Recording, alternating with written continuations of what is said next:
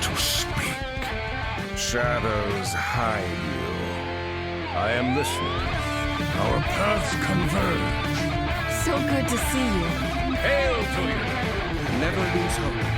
Here, Fred Shaft. I hear you. It has only begun. Fight on, friend.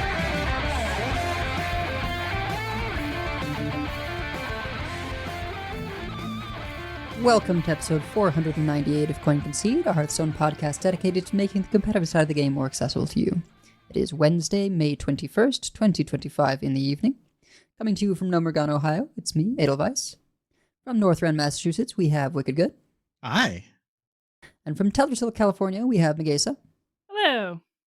And from all around the world, we have you, dear listeners. This week's episode is brought to you by our producers, Number Theory, Crash, Beef Squatch, David P., Jeremy T., Bottlecaps, Grumpy Monk, The Burger Club, Kirk Regan, May, SSJ5 Goku, and NY Kiwi. And by our patrons of the week, Beefcake Beagles and Andy Trout. I'm reading the 4 as an A there. You can go to patreon.com/coinconcede to get perks like a thank you at the top of the show, bonus post-show content. This is new, so early access to new episodes, one-on-one coaching sessions, and help support the show in the process. If you would like to support the show but cannot do so monetarily, please consider leaving us a 5-star review on your podcast feed of choice, as it always helps other people find the show. So, Life and Ladder, I have become the villain. You lived long enough. Not the way people might expect. I feel like the villain presently is King Plush Hunter. I've seen actually considerably fewer of them, perhaps because they get targeted by things. They might be tired of getting dirty ratted. I've definitely dirty ratted a few hunters, and I just kind of wonder what the reaction is on the other side. But I ran into all of them for you. Don't worry. Okay, I ran into okay, 3 in a row. One of them killed me on 5 with 2 crushes on 5. Full combo. Yeah. From 30. The next one waited till 6, just really taking their time, I guess, to kill me on 6. that's a chill plush, I could smork him down sometimes but when they got the perfect draw, of course, got it out on 5, and I'm like, okay, yeah, this is why. But this is why it's on the teaser that we'll talk about later. Wait, we're recording to you from the past. We're not just going to talk about a teaser. We're going to talk about the actual balance changes, because once this releases, they'll be out. But yeah, I have not become the villain in terms of playing King Plush. I've become the villain in terms of playing Cycle Rogue, which did not get hit because it's new and it's bad? ? I hope so, because it's super annoying to play against. I'll tell you that much. I'll bet it is. So it was funny to hear Zacho talk about it on VS, because he obviously has not played it and would not play it. But he looks at stats, he looks at card choices, and he's like, some of them are playing agency espionage. That sounds like garbage. And I think it's just he looks at it and he sees, okay, well, there's the list that is all in on like make the giants fast and kill them, and that is definitely a way to do it. It probably in a lot of situations is sort of the higher win percentage for majority of people to do it. I sort of trained on the one with the Moonstone Maulers and then advanced to, okay, we remove the asteroid stuff. And at first it was agency espionage and Eudora. And then I was like, actually, I'm just going to take out the Eudora, because the more consistency you can get out of your draw minion, 1-cost spell, because there's not that many minions, and it is important that you find them and they not be Eudora unless you're against control. And even then, not till later. I've been able to walk the line a bit of, okay, I can consistently do my pop-off turn, and once you've drawn the deck, you can play agency espionage and just get these 1-cost cards that are very high tempo. And sometimes I don't even need a like end game thing like Eudora to beat a control deck because I get Jade Display. And I shared a replay with you too that Wicked apparently noped out of. So my reaction to that was, I'm happy for you or sorry that happened. That was basically my reaction to open. I opened it up and it was Edel on Rogue and it was like a 20 plus turn replay. And I just looked at it and I'm like, I'm just going to be angry. Yeah. I'm not going to get angry. Not today, Satan. Like, that's just not, I'm not going to do that. Like, this is just like, this is rage bait is what this is. And I'm not going to fall for it. The TLDR of that game was that they were playing Blood Decay, but the Starship version. They did have Kill Jaden, which sometimes they don't, but they did. And I got Rakara as my hero. Not the most like infinite value one, but very importantly, has a weapon that says if you play a huge minion, it's going to smash your face. Because when you swing Rakara's weapon into something, it slams that minion into the opponent's face. So they were disincentivized from playing large minions, apart from doing the Starship pop off. And yeah, my academic espionage had some decent stuff. I got a silence, which was very important for silencing a reborn Starship. I got a bunch of other stuff that was decent, and then I got Jade Display. And the main thing was I still had a Shadow Step and the other bounce thing left, and the Draw Beastie, and I was like, oh, I can go old school Jades here and play a bunch of Jade Displays with the draw thing. They all die. They all buff my future Jade Displays by +1/+1 and shuffle 2 more into my deck. So I'm not fatiguing. And the game ended with me having 17 Jades. We should probably, for people who have not run into this deck as much, give the what the hell are you doing? thesis statement, and also the more recent developments of, we're not even playing Harbinger in this deck because we need our Shadow Steps and Web Deceptions for other stuff. This is a Twisted Webweaver deck. This is hey, we figured it out. We now know how to use Twisted Webweaver and Everburning Phoenix, and the answer is together. Because Everburning Phoenix reduces, it's a 4-mana 2/2, right? That costs 1 less for each card you played this turn. Death Rattle, return it to your hand. So once you get the engine rolling, ideally turn 4 or turn 5, turn 6 is kind of late. You can just keep killing your Everburning Phoenix, like with a backstab or something, or sometimes even with O Manager. Eat the Imp is fantastic in this deck. We are unironically running Wisps because turn 2 Wisp Eat the Imp is a very good play into Imbue Druid. And of course, you got Dubious Purchase. All the rogues have Dubious Purchase. We have to run Maestra to be able to run Eat the Imp.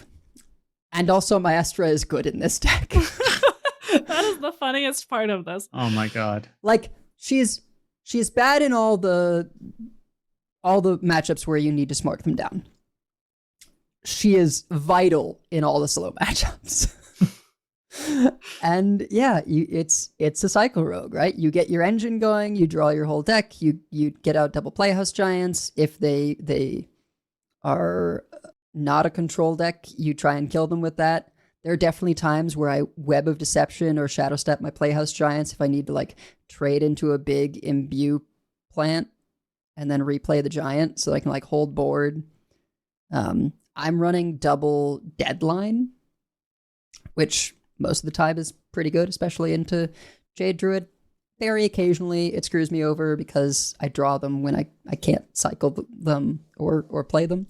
But you really need to get your engine going.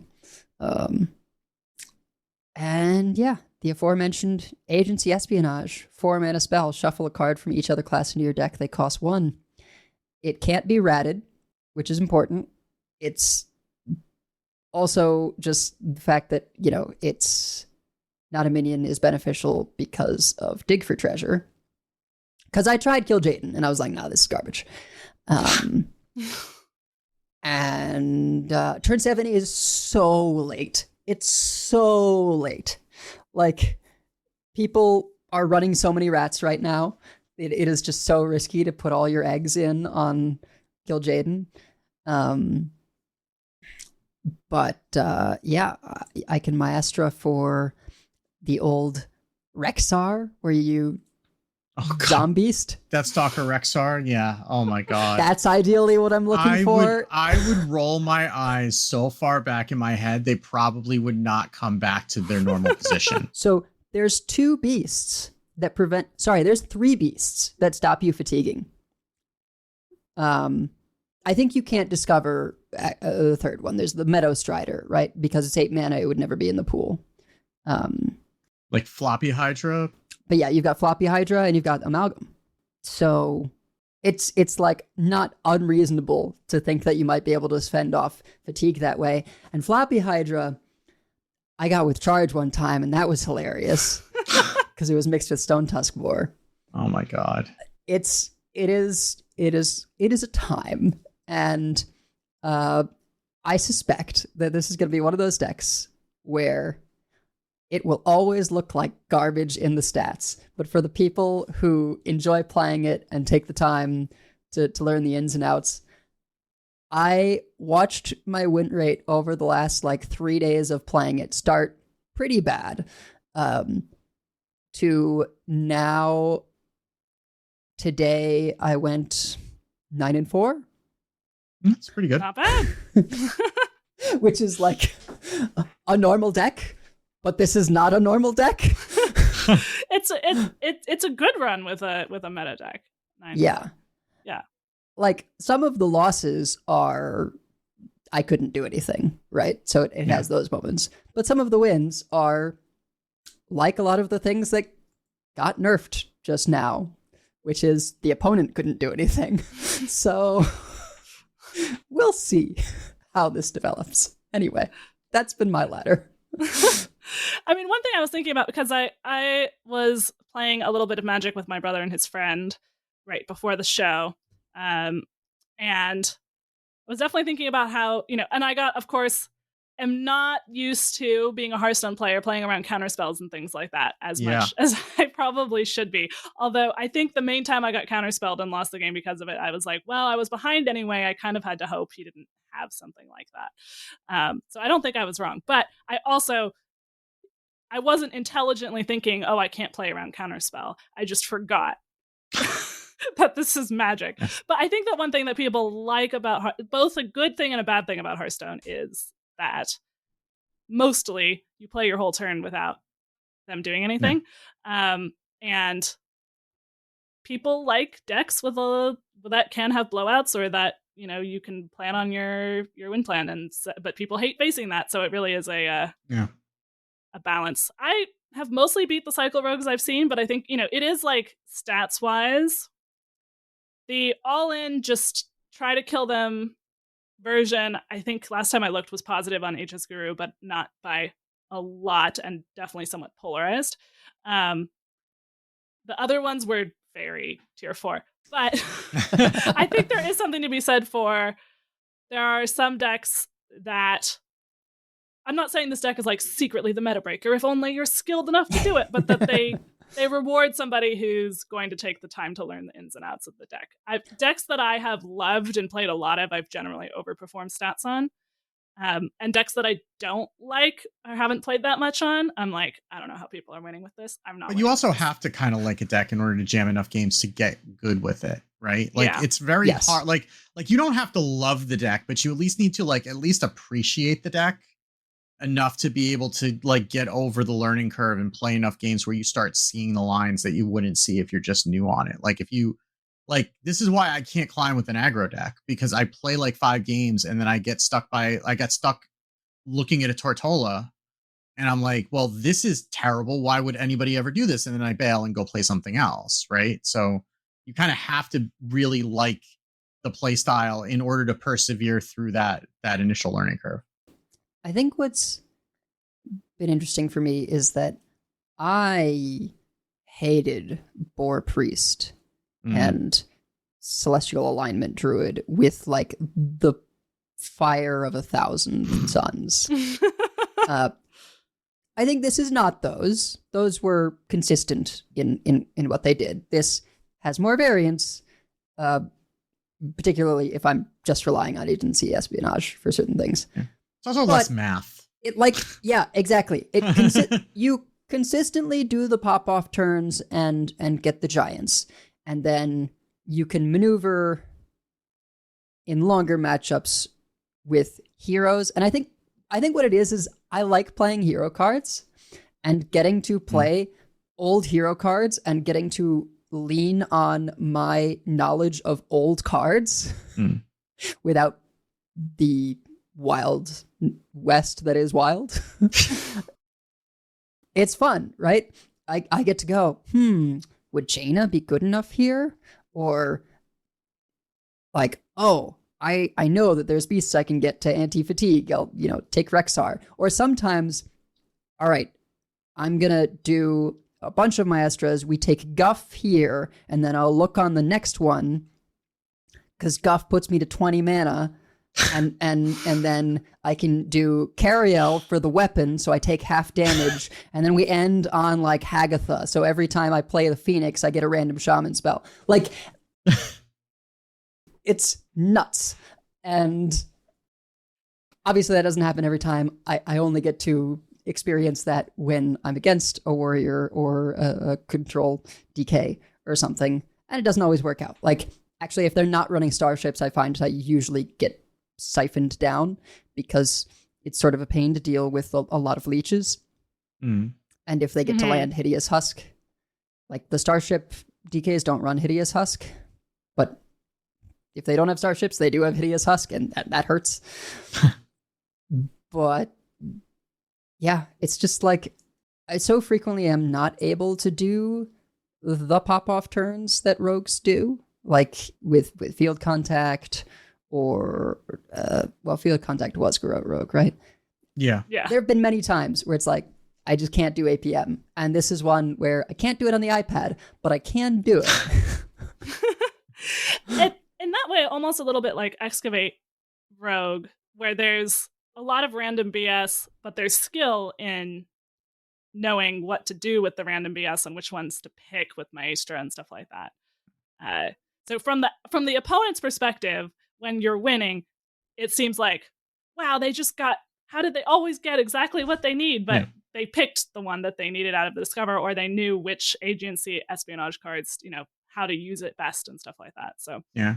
Or maybe more like Galakron Rogue, where you played a bunch of BS, but ultimately you were Leroying them to win a lot of the time, Yeah. I mean, I think the trickiest thing is just managing how you're going to make your draws happen, and on the awkward times, when you, like, bounce something to keep drawing, or say, it's a long shot that my top deck is going to be what I need, I just bounce the Web Weaver to go again next turn, right? Because the Phoenix, if you have one or two, will come back. So you'll at least have something to get drawing again. You need a few things that are cheap to, like, reduce it.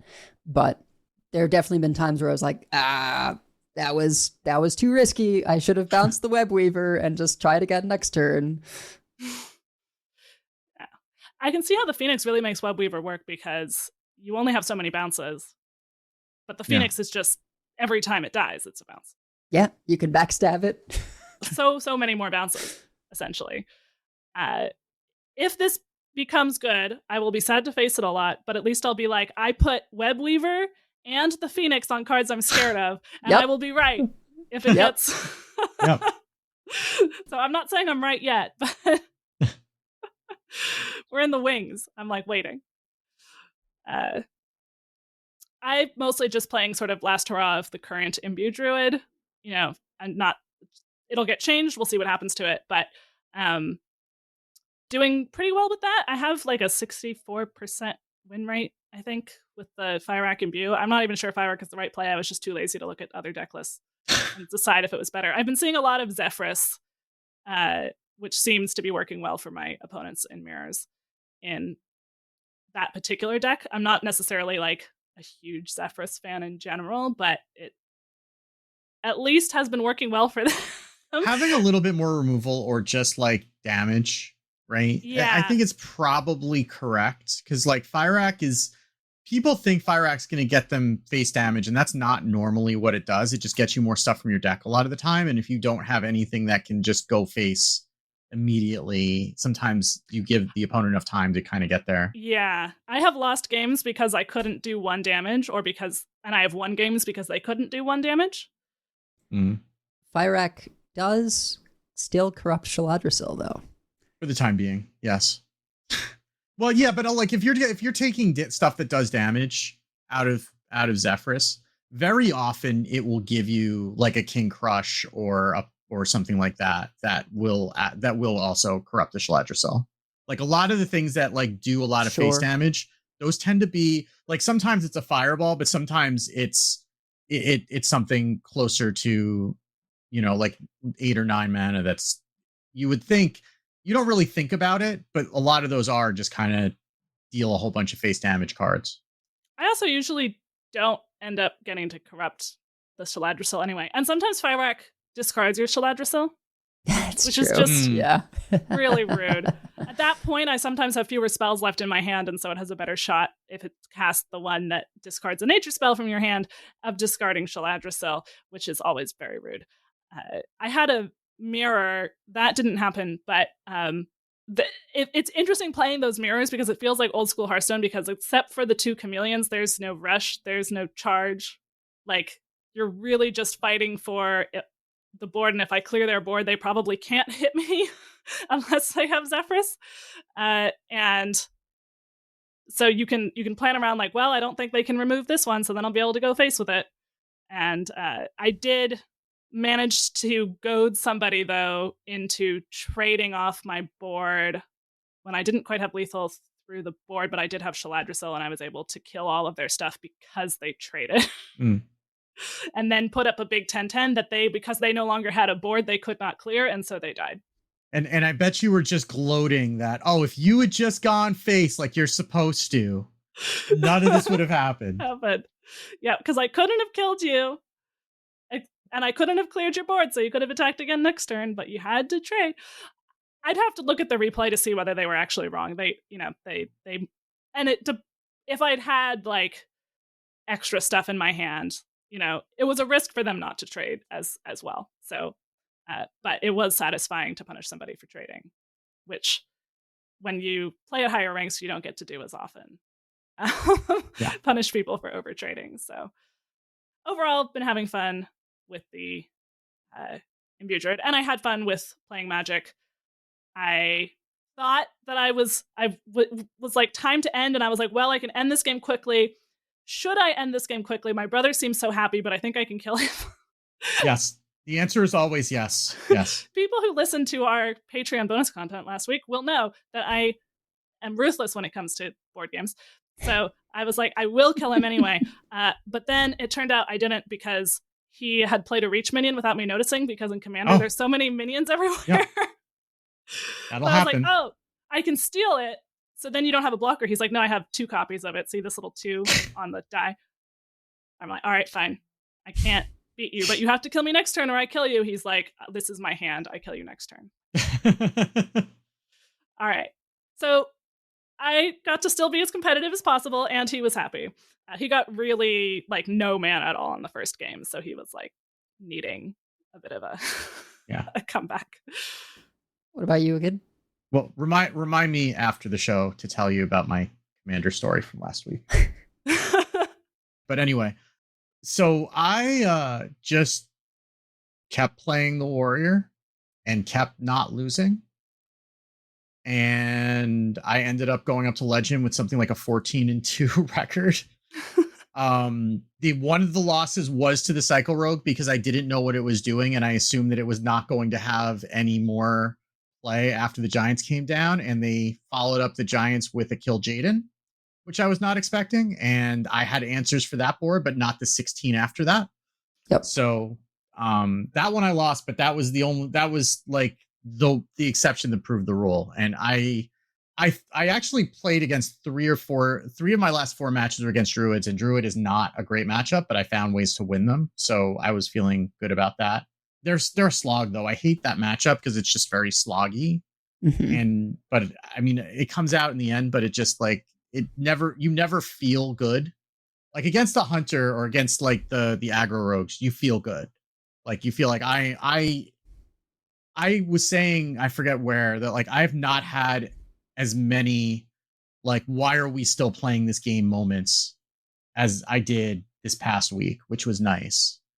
And though there was one completely unhinged game against, of all things, a Terran Shaman, which I saw one of those too. I was so confused. I was extremely confused. I was doing a bit of that. The reason is because you can Ghost Crush. Right. Yeah, I did see them ghost. I'm like, okay, that sort of makes sense if that's the only thing you're playing against, but fine. But anyway, that went to almost 20 turns because they just kept getting armor and I kept removing their stuff, and like we kept going back and forth, and eventually I played a Golden Kobold who gave me a Raza the Resealed. And I don't know why people have been complaining about this change, because this rework was aces for me in that game, because it gave me a Ceaseless Expanse, a Nomelia, and a second Marin.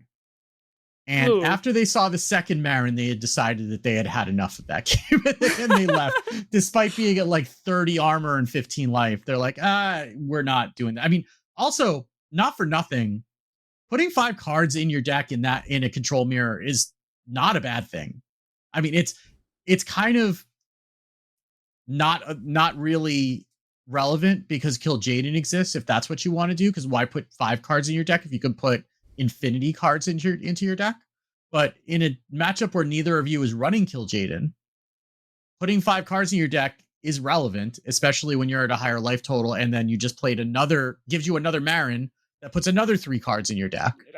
So it's like, we're miles ahead in the fatigue race, and we don't. That's like, okay, we're not getting there through fatigue. It's not happening. Sorry.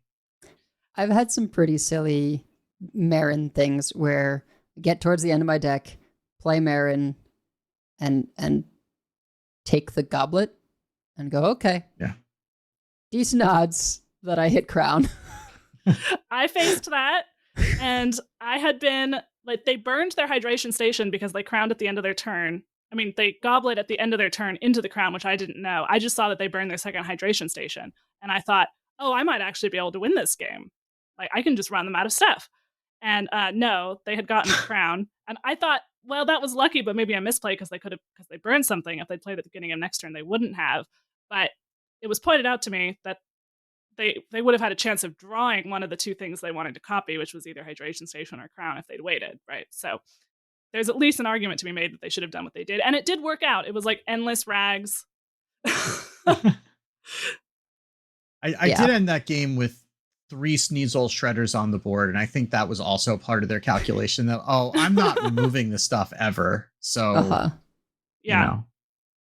But it was a very weird, like, what are we doing? Like, what is happening? Like, why are we playing these decks against each other in this meta? I don't understand what's happening, but whatever. So the road to legend, I think, is particularly thick with King Crush. Yeah. And I did do that climb with the Warrior, and I just checked, and I went 17-2 with the Warrior. Yeah. Yeah, it's a good deck. I mean, for what you were facing, like, again, once I got to Legend, it got a little bit harder because there were just like more Druids and fewer Hunters, and like, yep, yeah, exactly my experience. I don't want to play. I can win that matchup, but I don't want to. I don't want to play that matchup over and over again. It's just not fun. So, but I played some of that. I'm almost done with Final Fantasy VI. So, nice. We'll see. I think I'm at like I'm collecting like the last few things before I go and try to beat the game, and then probably go on to 9 after that. So we'll see what happens. But anyway, we have a little bit. We don't have a little bit of news. We have all news is what we have. But it's one of those weeks where we are moving some of the news to Decksplanations because we have so much news that we put news in your news. And we are, again, recording this on Wednesday for scheduling reasons more than anything else, but which is why we're recording this off stream. But we are going to be talking about the full balance patch. So you will be well prepared going into the meta that is to come. But let's talk about some news that's not the balance patch first. Gadgets and Gazette always gets the scoop. So the balance patch that we're going to be talking about in Decksplanations is 32.2.4. I am not going to talk about that here because we have plenty of time reserved for that. But there is balance patch 32.2.3 that came out a week ago Friday. There's not much in this patch. There were a couple of bug fixes that are relevant for Constructed. Shard Chameleon's battle cry now only targets friendly minions. That's the one that I believe that's the one that gives Russian plus something in Druid, right? That's I'm remembering that right. So that's only targeting friendly minions. Yeah. I don't know why you're targeting your opponent's minions with those, but you can't anymore. So, By accident, I think. Yeah, I would imagine your finger slipped. That would be the reason. But yeah. And also fixed an issue with Amphibian Spirit's effect resulting in the tie game when stacked, which What? Was it like timing out because it was maybe going so I don't much? I don't know. It seems I don't know. I don't know.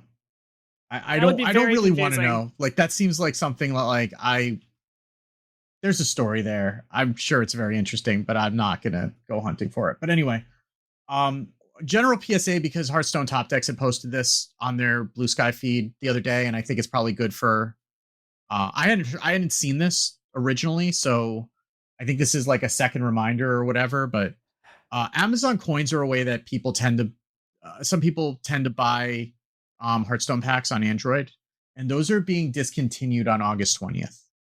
So that should mean that you should be able to get the next expansion with Amazon coins, but you probably don't want to invest too much further into that.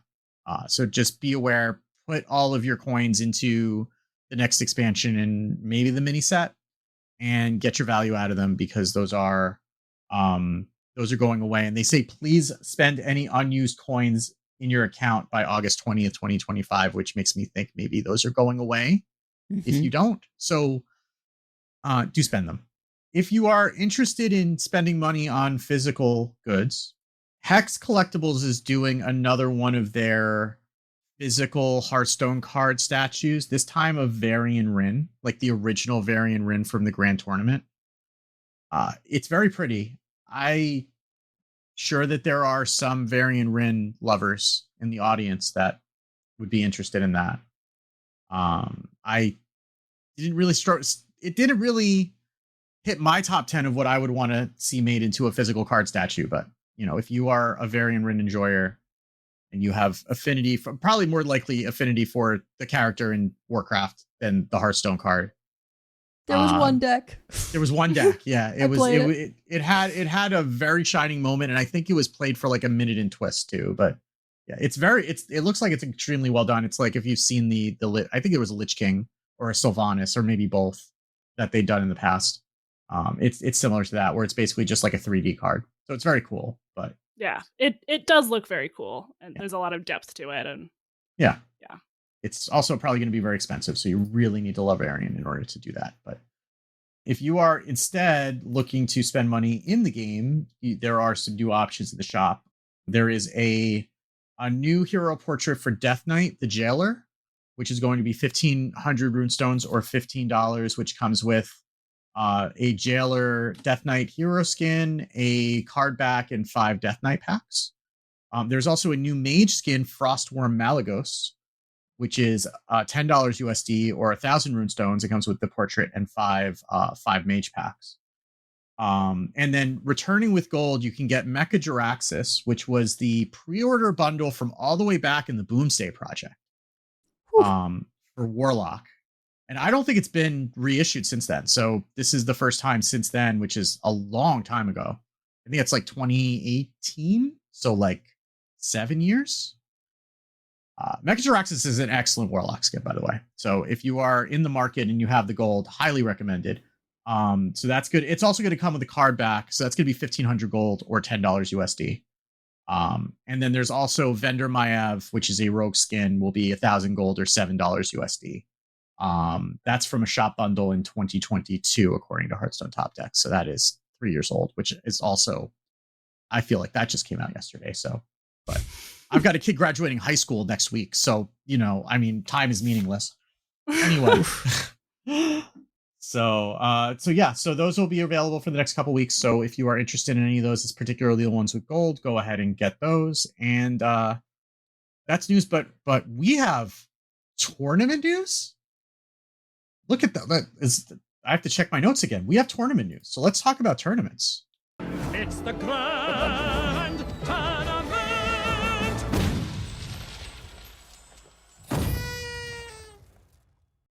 All right, so we also have patch that's quite long, so I'll try and go through this quickly. Spring Masters Tour has been announced for June 6th to 8th.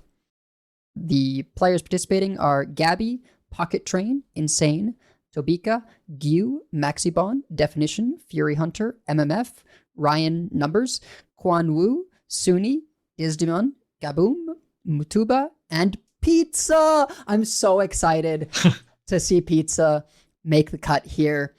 He made it through the playoffs, which we'll get into, but I am a big fan of Pizza. I think he's probably the biggest black creator in Hearthstone, right? I would say so. Yeah, that's think so. likely. Yeah. We used to have a competitive player who, it's been so long, I don't remember his name, I just remember how awfully he was treated, and do not blame him for getting out of Hearthstone. But that was like controversy many, many years ago. Oh, that was like 2015. Yeah. I know who you're talking about too. And yeah. Yeah.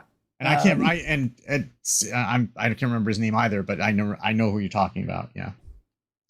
And, but Pizza has been streamer, long time, grinder. I think he strikes me as kind of like, he's not Clark in the plays crazy decks sense, but just in the streams regularly, and that grinding means sometimes he qualifies for things from the ladder. And with the way playoffs worked on America's, anyone with like 2 points qualified for playoffs. And he participated and was one of the two. It was Pizza and Mutuba who made it from America's spring playoffs. From Europe was Disdemon and Gaboom. France representing Strong again. And then from Asia, I guess it was Suni and Quan Wu. So, just top two from the playoffs. Unfortunately, there was no broadcast of playoffs. I think wanting to kick off with a bang with the spring championship itself. I am tentatively hopeful that maybe we'll be able to broadcast future playoffs, but we'll see. Quick reminder on how the qualification stuff works. So there's going to be 2 Masters Tour championships this year. They're each going to be 16 players that qualify from 6 from Masters playoffs, 10 from competitive points, which is just ladder, and then the 4 highest remaining point earners across all 3 regions. So it's like you've got top 2 in each of the 3 regions make it from playoffs, top 2 per region from points, and then the 4 highest remaining points earners from all regions after that. And then top 4 in an MT gets invited to the World Championships at the end of the year. And the other 12 competitors will get another chance at the last chance qualifier. So, yeah, I think basically it's like we've got this, then there's another couple months of ladder, then there'll be another playoffs, then there'll be a Masters Tour, and then there'll be last chance, and then Worlds. That's like the layout of the year. Pretty stacked. I'm surprised to see Pocket Train back so soon. Yeah. Also, the player we were thinking of is Terrence M. That was who we were thinking of. Thank you, Terrence M. Yes. Yeah. Now I hear it, I'm like, oh yeah, of course. Yes. And that was long enough ago that the person he came in second to in that tournament was Chalky. Whew. Yeah. Wow. Yeah. Yeah. Back when Chalky was competing and not. Yes. Before Chalky started working for Blizzard. So yeah, has he come and gone from Blizzard, or is he still there? I think he came and went. Yeah. Yeah. Man. Anyway, yeah, I'm very excited. I will be rooting for Pizza all the way. Both for America's hype and just general representation is nice. But it's gonna be tough. Yeah, Fury, Maxi, Gabby, Pocket Train. I feel like these are all names that at different times people have considered the best in the world. So, and yeah, Dizdemon, no slouch either. Yeah, Gaboom's been kind of like Masters Tour adjacent for a long time also. Mm-hmm. Yeah, there were 4 people from France in the top 8 for the Europe playoffs, and then both people who qualified from France. So France crushing it. Yeah. So I'm sure Soddle and Raven will be pulling for Pocket Train. I mean, and Fury Hunter probably, probably both of them. Yeah. I would not have blamed him if he didn't show up, but I think, it's hard to take the competitor out of pocket. Well, when you don't have to spend like all that time grinding ladder, right? Like he can do it, and I'm sure and he did it, but that's also like I get the sense from Pocket that he really does like tournament Hearthstone a lot more than like just grinding ladder repeatedly. Like that does get old, and it's hard to do that sustainably for more than like 1 year. Well, and the narrower periods, I believe, means it's fewer months of ladder grinding. Yeah, and you get a break. Yeah, right. Yeah. So he did qualify on points, but yeah, it is fewer months, and I bet it's just like lower stakes. Like he already is the world champion, so it doesn't matter as much. Right. Yeah. Yeah, that would be my guess. It's also possible that I'm totally misremembering, and maybe there was an auto thing for him for being world champion. Or wait, is he our most recent? No, he's not. No, because he took last year off. Okay. Yeah. So never mind. Oh, he took last year off. Of course he's back. What am I talking about? He's well rested. That's all. Yeah, exactly. Time is meaningless. It seems like it was yesterday. Yeah. But it wasn't. But anyway, we have a ton of changes that will take quite a bit of time. So we should probably get into those.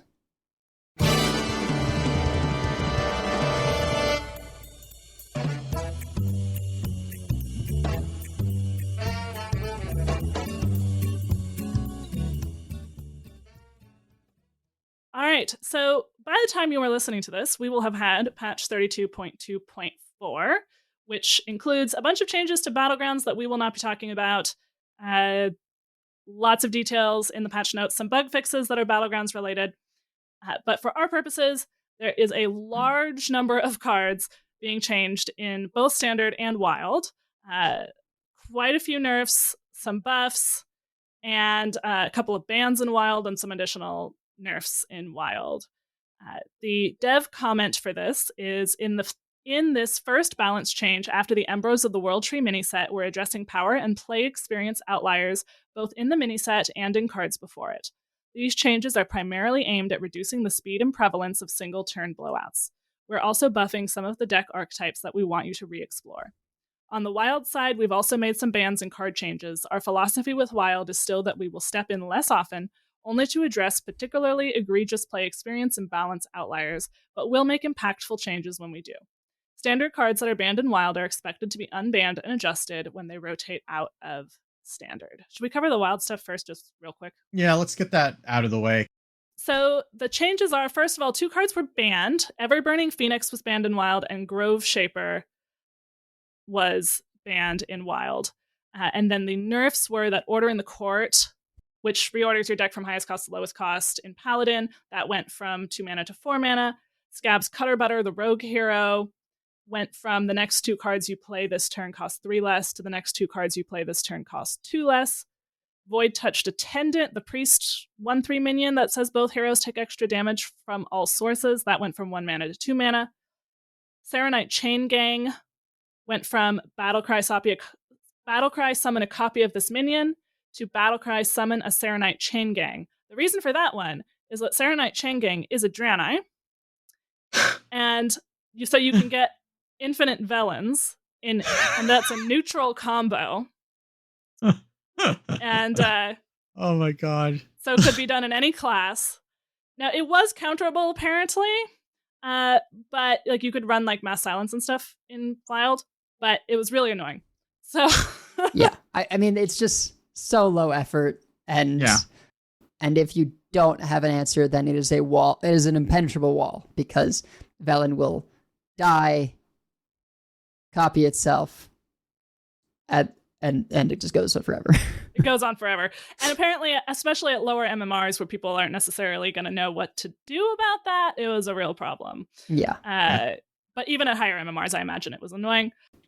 Everburning Phoenix was a problem with Knife Juggler and Spirit Singer Umbra.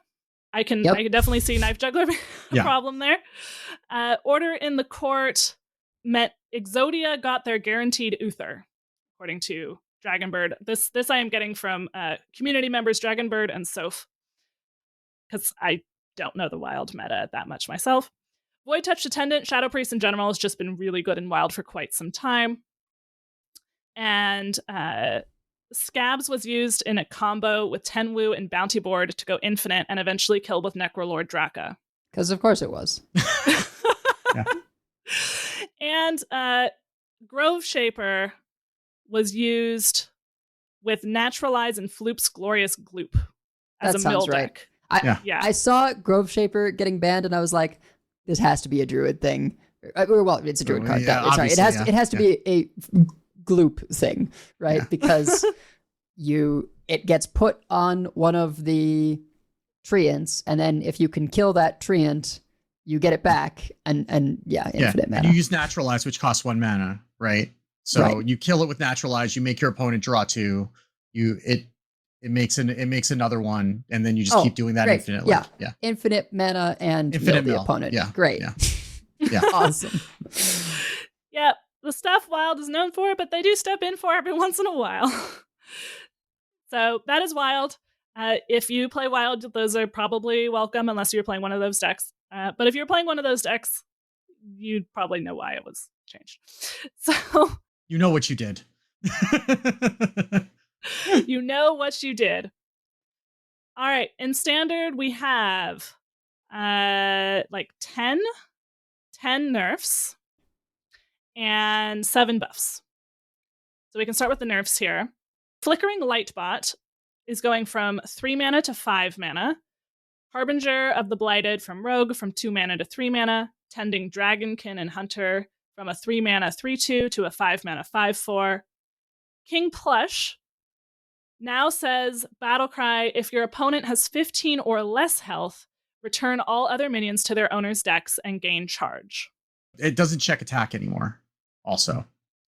So it used to check it used to shuffle in anything that was lower attack than it, and now it doesn't care. It's everything else on the board goes if it passes that initial check.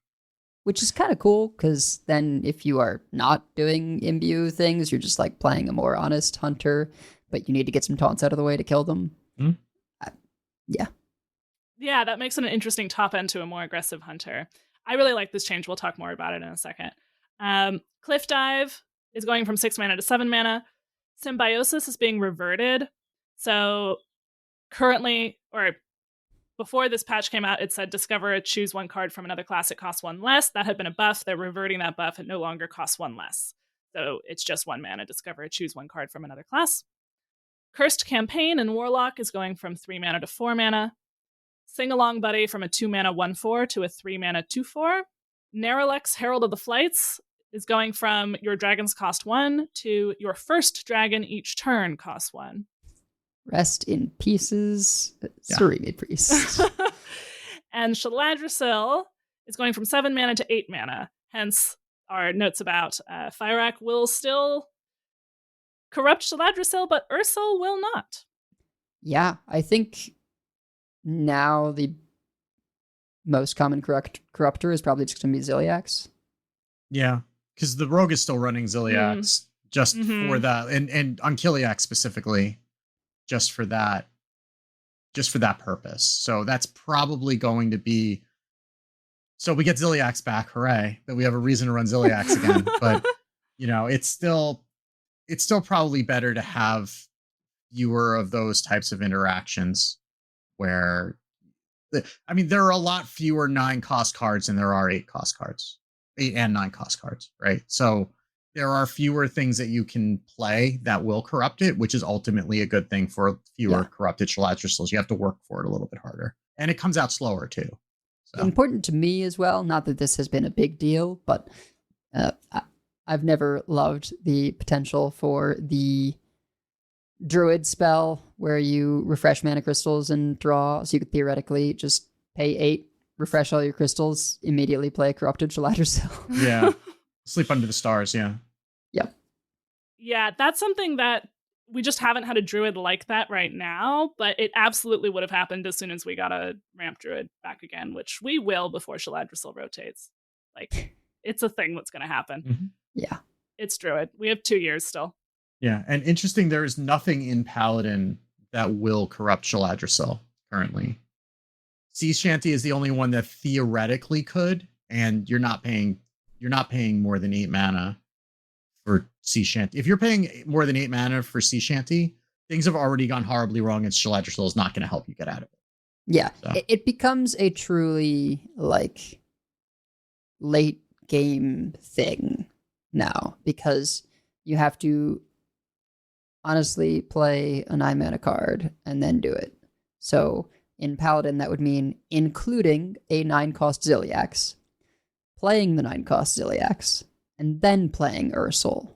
And remember, the turn you play Ursul, you don't get any of the fun stuff, right? It just puts it as an aura, and then you get it end of turn in your hand. So plus you have to draw one of those naturally or get both weapons to have drawn all of those things out of your deck, whereas one weapon would get you usually, you would still have to draw the sea shanties, so sometimes it wouldn't get you both pieces, but you could reasonably expect to get both pieces. Or you just play Ursul not for Shaladra, you play it for Renewing Flames, you actually run that, or you play it for Sea Shanty itself.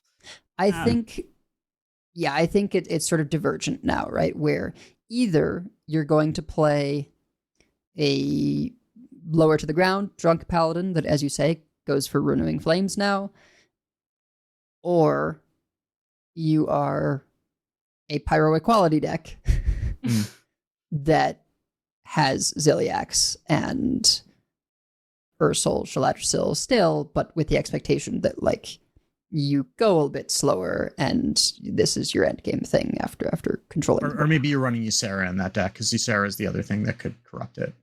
Or Fyrek. Yeah. Or Fyrek. People love that card. Yeah. At some point, I want to make I haven't had time this week. I want to make a Python simulation to be like, on average, how many cards does Fyrek draw you? How much face damage does Fyrek do? It's a little tricky because all the fire spells have conditions, so it'll have to make some assumptions, but I do want to code that up because it's really hard to say. Yeah. But the Flickering Lightbot change definitely makes the aggressive Drunk Pally. That's a pretty big change to it, especially the one that was just kind of all in on Lightbots. It doesn't make the second half slower, but the first half, it kind of can't be your early game minion anymore. You're not going to get it for free very often, right? That's the thing. You're not early, right? You're not going to get it. You're not going to be playing 2 of them side by side, the three threes as often. Or if you are, you're spending a lot more time not advancing your board to make that happen. I think you possibly are getting them for free, but not on turn 3. Not on turn 3. That not that early. Right. And the other thing about having that take longer to come out is usually that's the target for your other holy spells to make the big one come out faster. Yeah. So it's both going to slow down the initial one, and not having that available is also going to slow down the big one, which means that you're not going to have that 8/8 so quickly that it's hard to deal with at that point. Yeah, I would imagine going towards running Vicious Slither Spear. Yeah, I think you really have to run more early game minions. maybe even you put Righteous Protector back in the deck. Mm-hmm. Vicious Slither Spear, I would think, definitely. And Renewing Flames, probably. Or there might be a totally different Paladin. Or it might just be tough for Paladin. It's really hard to say before we've seen the changes come out. But there are, with nerfs to other things, that might make the field a little bit more friendly to Paladin. Mm-hmm. You'll probably also don't need to run Aura of Resistance anymore, so that makes two free slots in your deck. So for those slithers to come back in, yeah. We had mentioned the King Plush change. I really like that because it gives it a place in a more aggressive hunter, and you can still have charge. It's still King Plush, but you have to do some damage first. Like, it can't be your OTK. They're at 30. All you're doing is just solitaring out the King Plush as fast as possible. Well, it means you can still include it as a finisher in an Imbue deck, but it's not going to be your only thing. Well, I mean, it even could, but it's not dealing with the taunts. And that's the difference, right? Because you can still make it really big and free. Oh, it doesn't have charge. It doesn't get charge even? It doesn't get charge. It gets charge if they're at 15. Right. But not if they're not. So you can still get them to 15 and then say, well, I've got a 15 attack King Crush, now you're dead. Right. But now you need to include the other mini set beast, which could still be, I think the Tending Dragonkin nerf from 3 mana to 5 mana is a nod to the fact that the other beast also can do face damage. Also kill it with fire, right? Like that's also. And Huffer exists. Yeah, there's a lot more hoops for that, right? You've got to play this spell that gives you 3 beasts, and then you have to play 2 of them so you can isolate the Huffer, and Huffer doesn't remove taunts on its own the way the Plush did. So, like, you can do it, but I think it's easier to just run this Hound.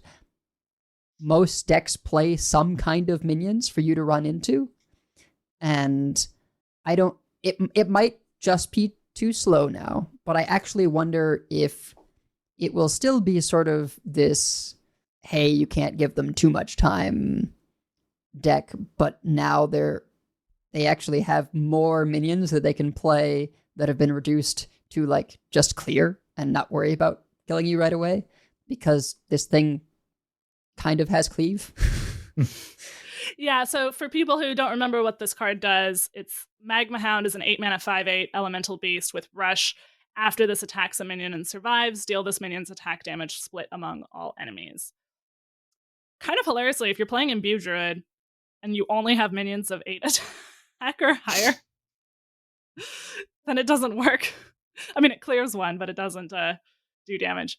But most decks, including Imbue Druid, are going to have minions of less than 8 attack on the board. And yeah. I mean, you could always run a Catch of the Day, but it's going to eat some Imbue charges, but you can run a Catch of the Day to guarantee that they have a 2/1 worm on their board when you want to play it. They nerfed Food Fight recently, right? Theoretically, you could run Gilly and do Food Fight.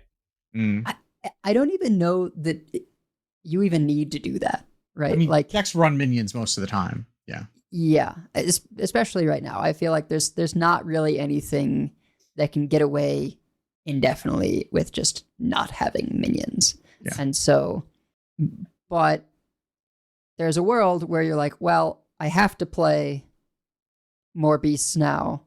This is slower, so I can't just go all in on it. So maybe you do re-include the 5/2 Imbue thing, and maybe you do run Goldrin, because Goldrin and the Hound means that those pings are going to be twice as much as well, because it's still damage that the beast is doing, as far as I do. But you're not doing any of that on turn 5. No. Look, you're not doing, I mean, you might do some of that on turn 5, but you're not killing people on turn 5 with that. You're not even doing it on turn 7, right? Yeah. Like, yeah, this is still going to kill people, but at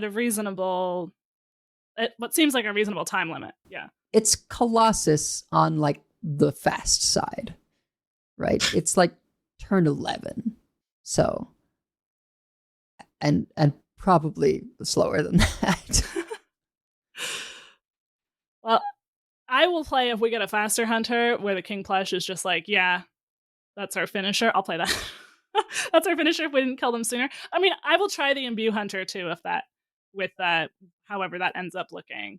But I am, even though the Imbue Hunter, like, it is counterable, it doesn't have a completely insane win rate, but play experience wise, just, Well, something needed to happen. It doesn't have an insane win rate because people are hard countering it. Yeah, that's the thing, right? It's not like that. That's what skews the numbers, right? It's kind of like when you look at a tournament, right? And then, well, this deck that's really tearing up ladder had like a 25% win rate. Well, yeah, because people built lineups to target it. Or right? ban it. Right? And so, and they're knowing that people are bringing it, and they're only letting it be played if they think that they can deal with it, right? Yeah. So like that's the other thing, that a win rate doesn't really tell the whole story. Just because it has like a 50% win rate or whatever doesn't mean that it's not, like, people would not be running Dirty Rats if not for that deck, right? And there are a number of decks that are outside of that don't have the word imbue in the title that are running Dirty Rats. Like like I said at the top of the show, I ran into somebody playing Terran Shaman just so they could run Ghost. Well, and I saw Zerg DK so they can run Viper. Right, just Viper. Yeah, just Viper. Well, someone did make a list that actually was Zerg. Okay. It had Infestors and other stuff, but yeah, largely for Viper. Yeah. Yeah, and that then becomes meta warping. So something did have to happen. The sing-along buddy nerf affects that as well, of course, as Imbue Druid and any Imbue deck. It makes it harder to have that early sing-along buddy blowout. Yeah. That's also another way that you can't have Imbue Hunter doing things on 5 or Imbue Druid. Imbue Druid is probably where it's more relevant. Really, yeah. Yeah. Honestly, having it cost 3 is not, like, that doesn't, like, kill Imbue Druid. Because you often have an odd mana on odd turns that you can't use in that deck, because, like, everything is even cost in that deck. So, like, we absolutely still play Sing Along Buddy, but it's harder to get, like, a couple of 3/3s on 4, on 3 with the coin, or on 3 with Innervate, and then a lot of decks just have trouble with that. It makes it a little harder to just really blow them out. And the same with the Symbiosis change. Like, that makes it harder to imbue your hero power twice for free, or twice for 1 mana, because you get, like, that and the Death Knight one that summons you a couple ants. Or that into the mage spell, discover a mage spell or a druid spell, and then you discover Symbiosis again. Yeah. The high rolls were quite high. It just makes it harder to, those early turns could be so dense for a druid sometimes if they really hit things just right. So, again, you probably still run Symbiosis, but it's harder to just, it's 1 more mana that you have to spend to imbue your hero power. And there were 3 hits off Symbiosis that were cost 1. Yeah, you very frequently. 3 out of 10, right? So, like, and you're discovering, so you're very likely to get offered one of them a lot of the time, just because that pool is so small. Yeah.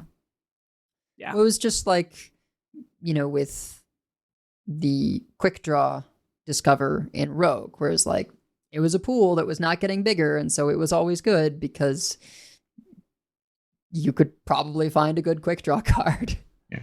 I mean, you could also put the Bodicus Clause on that card, as in that's a throwback now, but where, it costs 1 less, but not less than 1. We could do that too, but I don't know if that just takes up too much room in the text box, or we're just allergic to putting that text on cards, but it really feels like it. Yeah. I don't know what the aversion is, but we're just, like, taking the discount away rather than it seems a clause of last resort. Yes. This does make, every once in a while I wouldn't be offered a 1 mana spell off of the Symbiosis and I just get, like, more expensive things. This makes the, like, 5 mana summon 3 2/3s or 2 4/3s with Wind Fury. Like, that's quite a bit worse at 5 mana than it is at 4. Sometimes I would take it and on 4 just put a couple of 4/3 Wind Furies against a deck I didn't think could clear it. Yeah. The Hunter one at 4, the one that can do 4 damage to the hero or summon 2/3/2s with Rush, is also a lot worse at 4 than it is at 3. Yeah. So it does affect the card a little more strongly to have them all cost 1 more. But I think we'll still be seeing Imbue Druid, and you couldn't hit all these other decks and not hit. No, you had to. You have to. Yeah. And I mean, all things considered, it feels like it's kind of getting off light compared to the other decks that are getting hit. Like the Paladin's clearly getting like smacked into the ground, right? Between Shaladrisil and Flickering Lightbot. Those are 2 pretty hard hits. Imbue Hunter is pretty clearly like, don't do that anymore. I do feel the Paladin is getting hard and it will have to undergo transformational change. I also believe there is a Drunk Paladin that exists after this. There could be, but not the way that it's been played, right? Like not the all in, like we're just going in on light bots and we don't care about anything else version. No, like you're gonna have to go that. back to like the original version of that was running some of the smaller minions, and fewer spells.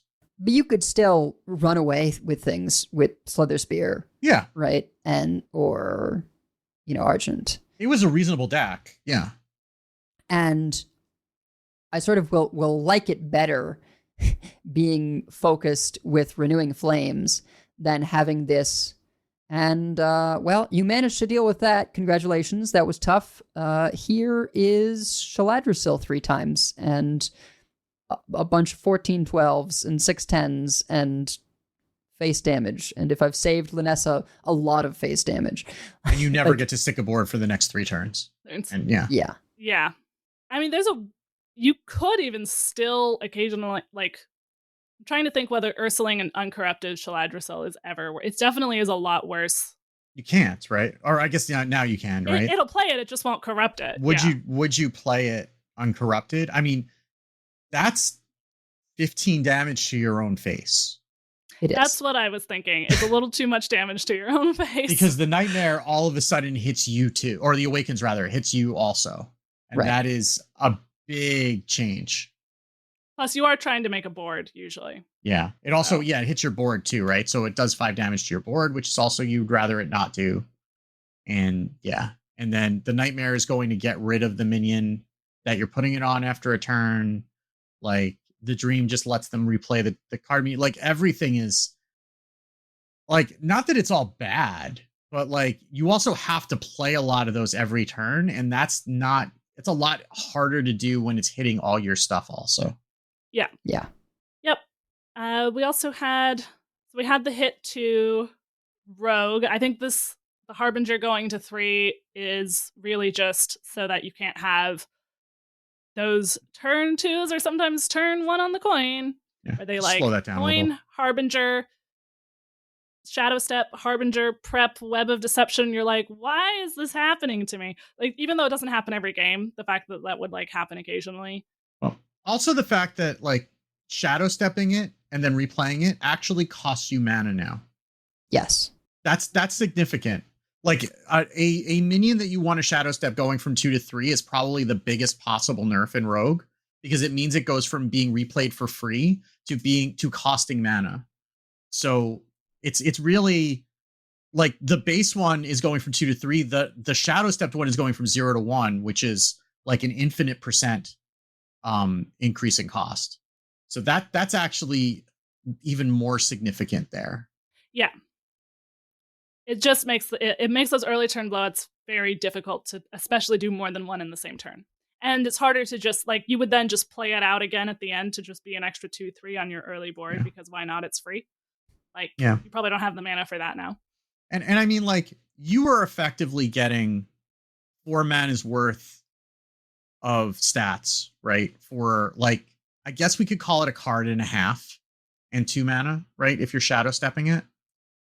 Mm-hmm. So like getting, for making that be 3 mana for 4 mana's worth of stats.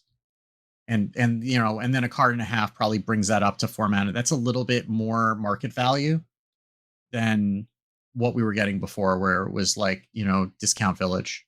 you can't just tempo it on 2 and then Yeah. there's a lot of changes there. Also, playing a 3-mana 2/3 and just leaving it there feels terrible. Yeah. Like playing a 2-mana 2/3 is fine. Playing a 3-mana 2/3 and just letting it sit on the board and hoping that it doesn't get removed is, you never want to do that. No, you're not tempoing this anymore. It's also way more likely to get removed if you try on turn 3.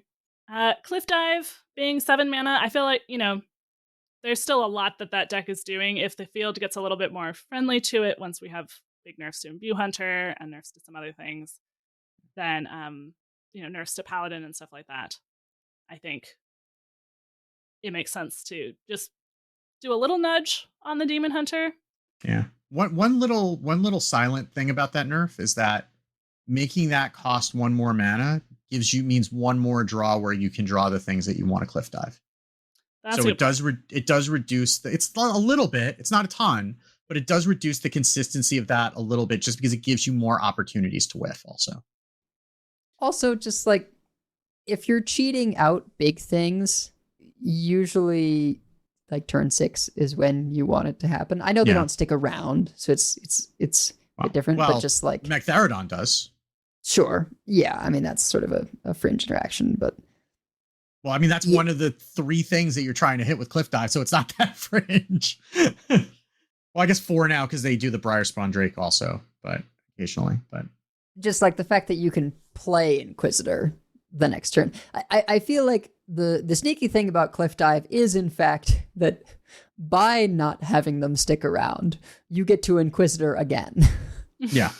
Right? And that's sort of the goal with the card, is that you can, maybe get a Magtheridon, maybe get an Inquisitor, and then be able to Inquisitor another time.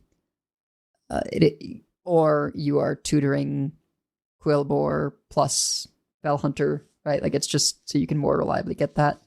I do wonder if there's a world where maybe we don't Cliff Dive now and we just run, what's the new legendary's name? Tindril, right? So you've got Tindril and the Quillbores, and then do the Fellhunters, do it like that. I don't know. Maybe you still want the Cliff Dive stuff, but 7 just feels like pushing it on an effect like this. I guess we'll see. Yeah. I mean, I guess you want more Tindrils, or do you want more Ball Hogs? And if you're playing return policy, like, and we talked about this last week, if you're playing return policy, Tindril is actually terrible with return policy. Yeah, but you always want to return policy the Fellhunter. Yeah. Anyway. Well, sometimes you don't. Sometimes you just need to do that earlier before you found the Fellhunter. Yeah. But then things are, if you're doing that, then everything's already awful, so it doesn't matter. Yeah. Right. Yeah, you could run the Fell Beast instead of the Cliff Dive package, maybe. So you just have even more. Yeah. The 7-drop, yeah. Yeah. The 7/5 that will get you back the 5/3s that will get you back the Quillbores and or Tindril. The grind approach to beating control, where you just have never-ending stuff because there's no silence. I mean, you can still run Royal Librarian. That's still an option. Yeah, people are not going to do that. I don't think this deck is going to be, or this potential deck is going to be such a big deal that people will run Royal Librarian. Speaking of grindy decks, Cursed Campaign. They had to hit Warlocks somehow. I feel like this is getting off pretty easy, but it does make it a little harder to like Cursed Campaign and Eternal Layover like in the same turn. It delays that by a turn. Yeah, this is a tough deck to nerf, I feel like. Because, yeah, there's Cursed Campaign, there's Eternal Layover, and they are not overpowered cards on their own. It is just their interaction with Ancient Shavir. I mean, the thing that they could do if they really wanted to is change Ancient of Yore to do healing instead of armor. They may have to. They may have to at some point. I feel like neutral armor gain is so it's just like either it's whatever or it's broken and there's like no middle ground. And I mean, we're seeing it. You see it in Warrior, who cares, right? Like Warrior gets armor anyway. They'll find other ways to get it. But I mean, it's basically just like 2 shield blocks and 1 for Warrior, which they can already do. But, once you start giving it this type of effect, and you're giving armor to classes that shouldn't have armor normally. I mean, the way you keep that from being an issue if you're getting in large quantities is you make it healing and then it goes to max health, and then it's really only Death Knight that can profit off of it. I am realizing having the Curse campaign plus Eternal Layover require 8 mana does mean it's a little awkward if you Ancient of Yore on curve. Mm-hmm. Because if you play it on 5, it'll wake up on 7, and you can't Curse campaign and Eternal Layover it. Yeah, you could still Curse campaign it, but you're giving them a slight window. My concern here is that I don't know how important doing both at once is anymore because of Conflagrate. Like now, you often will Cursed campaign and then Conflagrate the Ancient of Yore.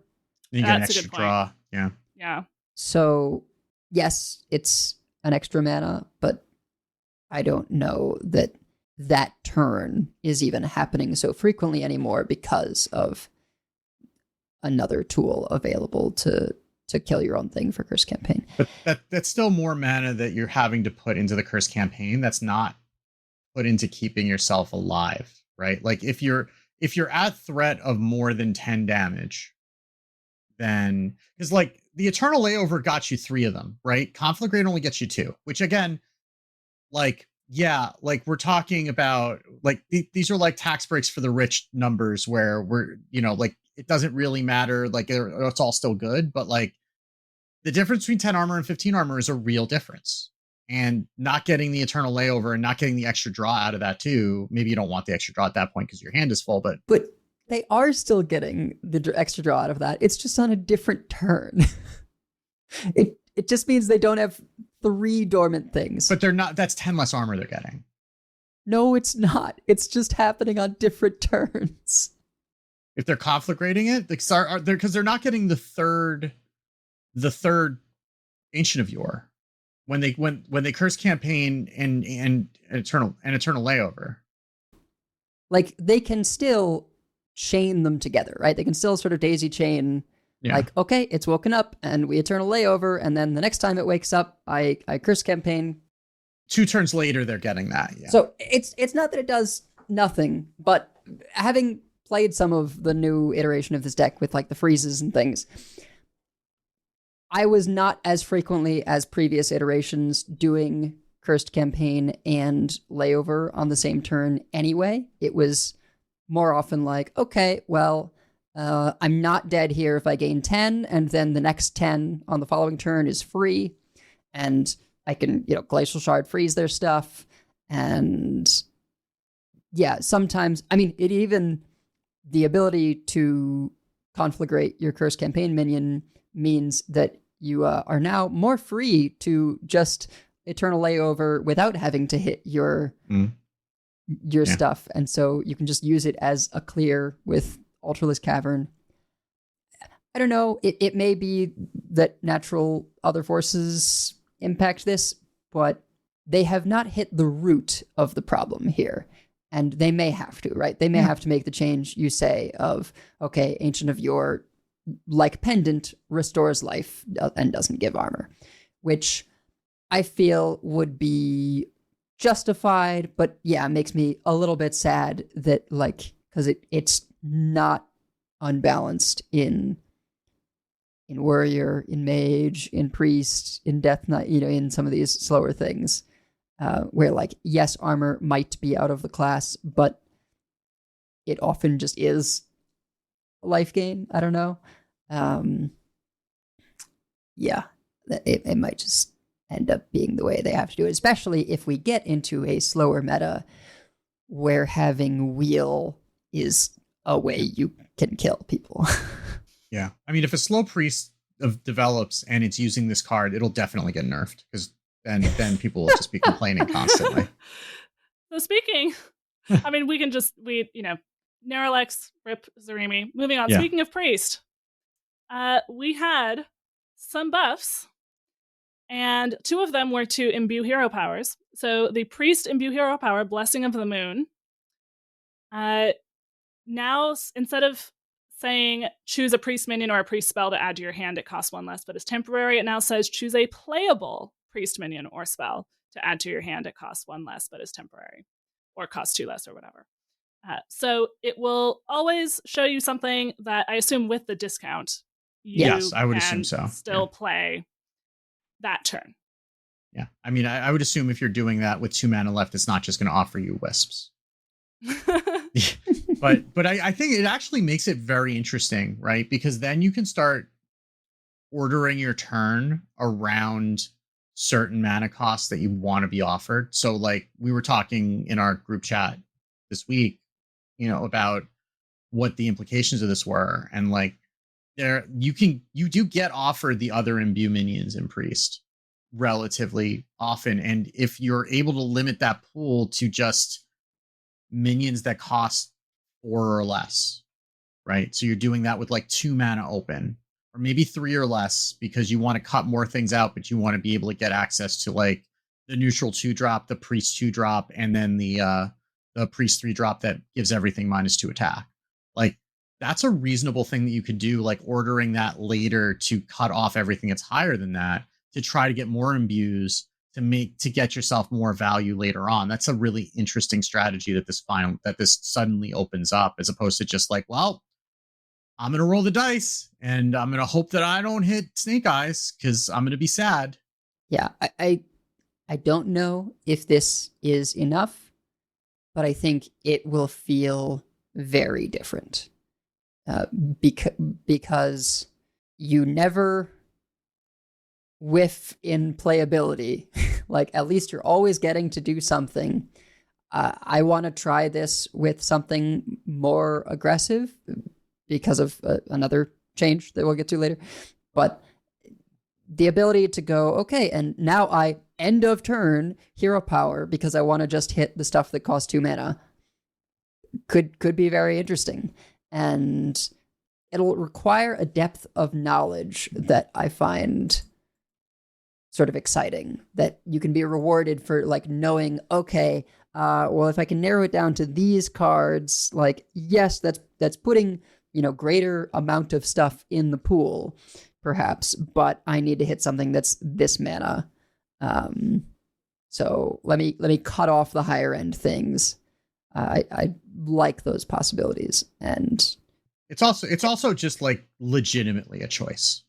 Yeah, because very often when you would press that button, it would not be a choice. At least in Constructed. In Arena, maybe it was because you'd be doing it later and you get more value out of it. But like in Constructed, it very often was, well, I guess I'm taking the one that has a number less than the amount of mana that I have because the other one is not a choice.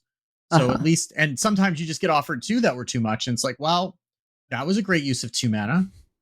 So at least having a legitimate choice, even if they're not great choices, at least there's something there that you can figure out if you want to work with it or not.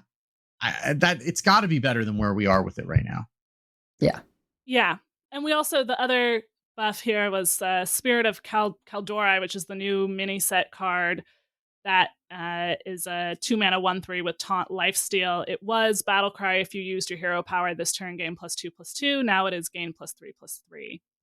It already felt good if you hit this off the hero power. Now, if like you've imbued twice, I almost want to just like keep doing this end of turn to try and hit Spirit of the Kaldori because it's a 4/6 lifesteal taunt. What? But Priest needs the help, right? Yeah. Like and especially because like the one viable deck that Priest had is getting obliterated.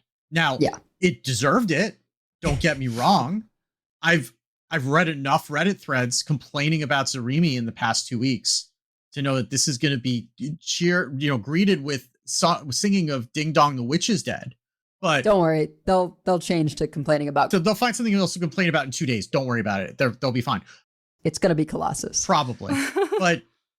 But I mean, Priest like literally has nothing after that. That was the only thing that Priest had going for it. So like they need to push this. And if they have to tone it down later, fine, tone it down later. But like this was the one that they held for last in reveal season. This is kind of the imbue that they got people's hopes up for a lot, and it just hasn't landed. So whatever help they need to give to it, and if it doesn't work here, then keep buffing the stuff, I guess. I mean, you don't often hear me say that. It's also often not Priest that's getting buffed, but I mean, like this needs to work. this legitimately does need to work, and whatever they need to do to do it, they can always dial it back later. And I mean, I will probably be a bit of a problem in Arena, but we are close to the big Arena shakeup, whatever that will be, when presumably something will happen to this, because there is not anything in the show notes about Arena like rate offering as far as we know on Wednesday night. But it won't be too long. Watch, the Arena refreshes just were taking Priest out of the pool. And we also had a buff to the Imbue hero power for Paladin. Blessing of the Dragon is now 1 mana instead of 2. I mean, that makes sense because it was a lot of mana for nothing happens right now. Yeah, and it is the only one that nothing ever happens right now, right? Like, the Hunter one is often nothing happens right now, but sometimes you have discounted something to cheap enough that you do it in the same turn, as we have so painfully experienced. But yeah, with the Paladin one, you're sort of incentivized to want to keep shuffling them in, and a 2-mana tax every turn to do that is really intense. A 1-mana tax is a tax, but doable. And I think there's a real opportunity here to revisit Imbue Paladin and maybe be able to figure out that, like, okay, how much can I weave this in? And yeah, I think that's great, because it's fun to like summon a bunch of big dragons. And I mean, put really simply, if you are spending 2 mana every turn in the early game, like you're supposed to be, you do not get to the late game to see any of those draws. Mm-hmm. You just don't. Because if you're spending your 2 mana to do nothing, your opponent is spending 2 mana to put things on the board.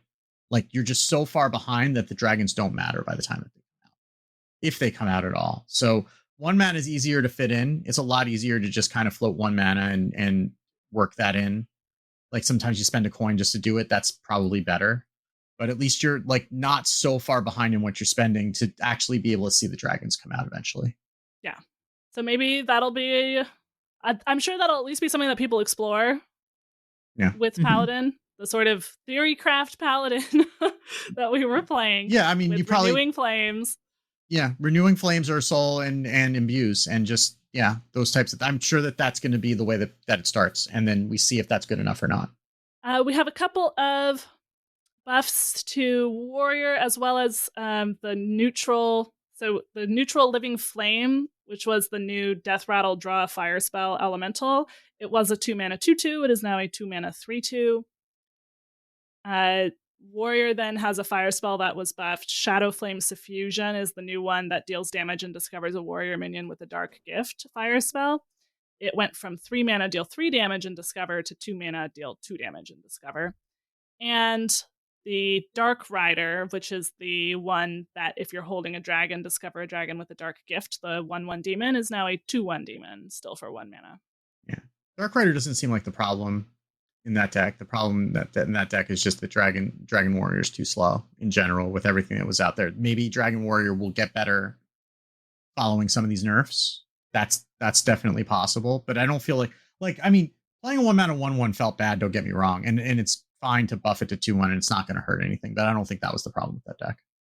I mean, I think we will have an opportunity to see whether certain decks are functional in the absence of not just King Plush, but also the fast turns of the Druid, the fast turns of Harbinger, and the inevitability of Zarimi, right? Like, we're losing a lot of stuff that might have pushed out something like a mid-rangey Dragon Warrior that doesn't care about Isandra, right? That goes Dark Rider into Living Flame, into like Living Flame draws Shadow Suffusion, and like they work up to what the new dragon that gives you 3 attack and some armor. Like, that is the most mid-range card.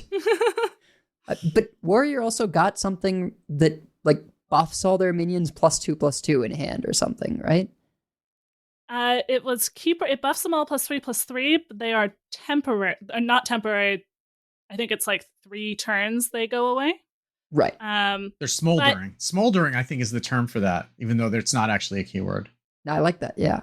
I do like that. But if you have mostly smaller minions, that's fine. 3 turns can be a lot of time to play them. Right. I think there's some real exploration that can happen in sort of this middle space where you could not exist before because you weren't fast enough to kill a hunter, or you couldn't handle a harbinger early onslaughts.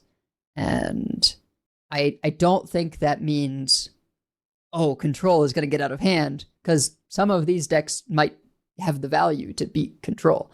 So we'll see. But I'm tentatively optimistic about being able to play some more mid-rangey type decks.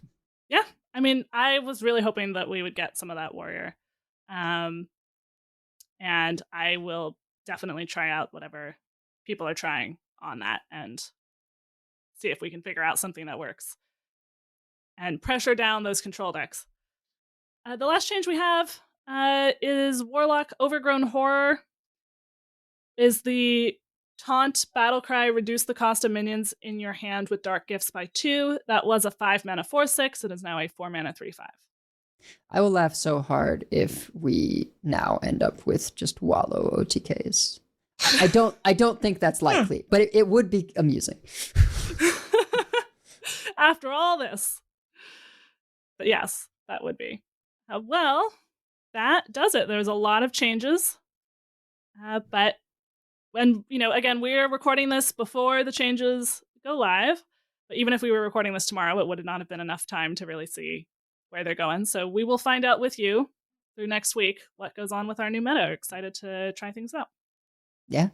Well, we have many folks we'd like to thank. Check out the thanks section on the website at Concede.com, and you also find our content for our show notes and our Patreon information. You can monetarily support our show at patreon.com/Concede. Join us every week live by following us on Twitch at twitch.concede.com. Join our community chats in our Discord at discord.concede.com, and write into our email at coincede@gmail.com. Follow us on Blue Sky at Concede, and if you'd like some CC swag, head on over to our shop at shop.concede.com.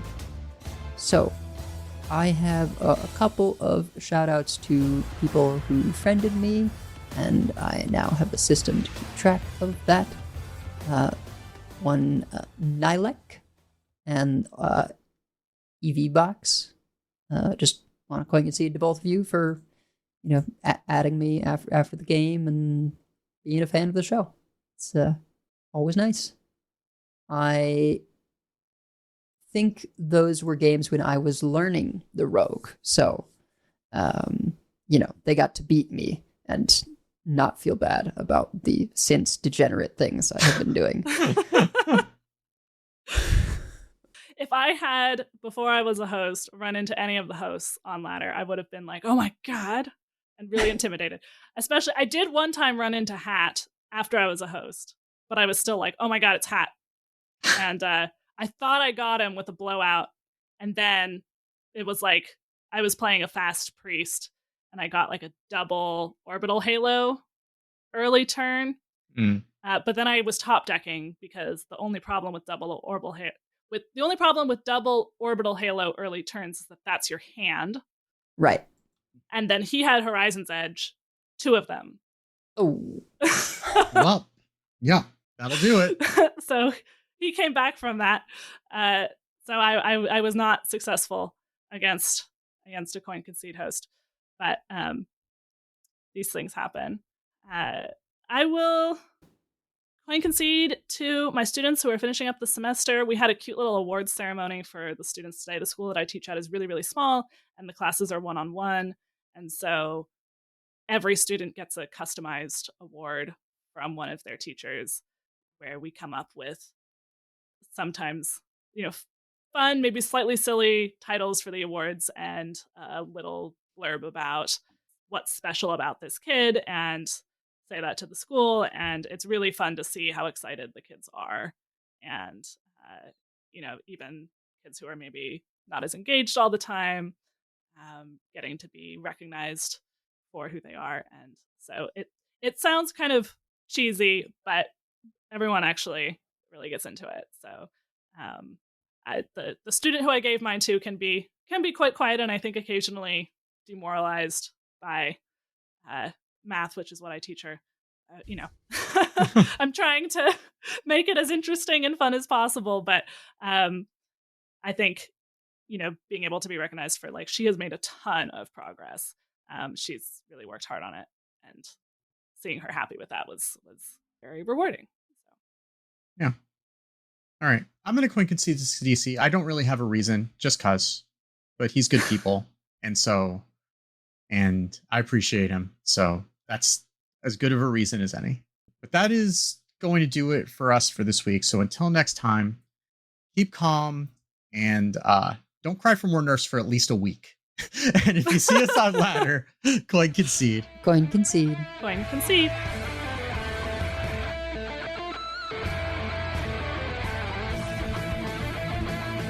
All life must end. I yield for now. I concede. Well fought. I concede. You win this one. The victory is yours. You have bested me. I give up. You win this one, friend. You win this time.